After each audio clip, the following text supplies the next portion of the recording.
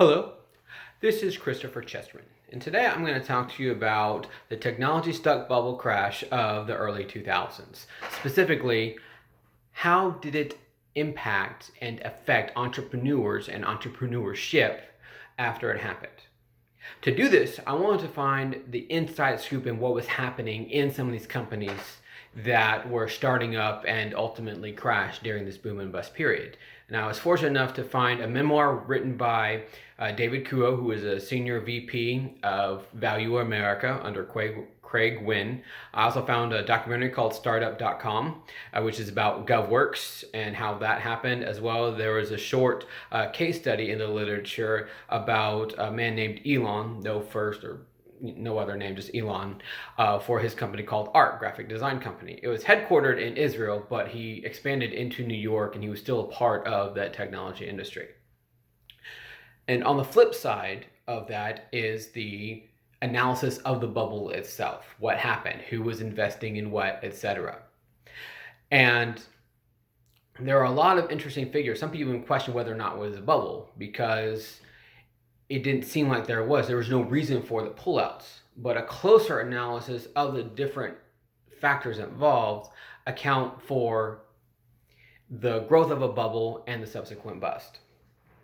So, in 1996, the Telecommunications Act revolutionized the telecommunications industry by deregulating it. This was specifically helpful to the installation of fiber optic cables, which is faster, more reliable internet connection.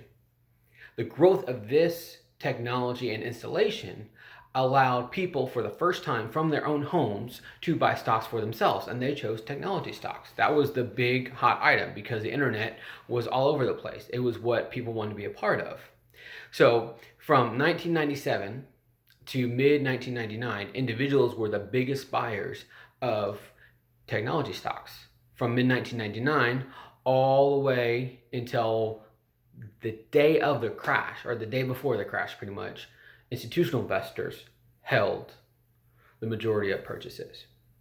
So the people were giving it the attention. There was a lot of media hype, a lot of buzz around it. People were getting excited.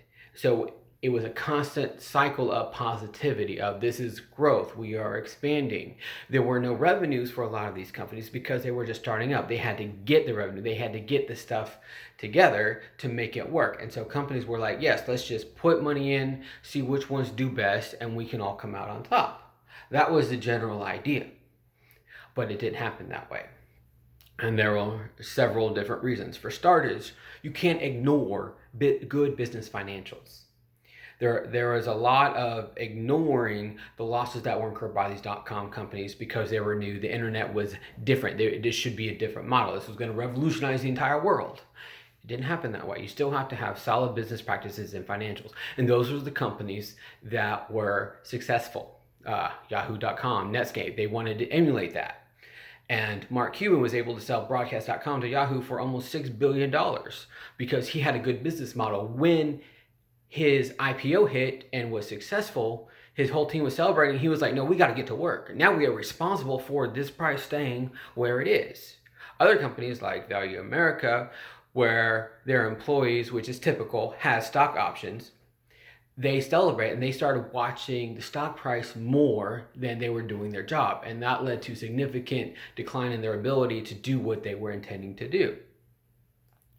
So how did this impact entrepreneurship? It made venture capitalists much more skeptical of new businesses. They basically started going after firms that were about to be acquired or about to be solidified for an IPO. They weren't going to do anything with anyone else. Also, the socially conscious model. One of the big things that came out of these startups was that they didn't interact with customers, not just customer service, but their webpage wasn't interactive enough. Amazon.com survived because customers interfaced with the website to get what they needed from Jeff Bezos and his company.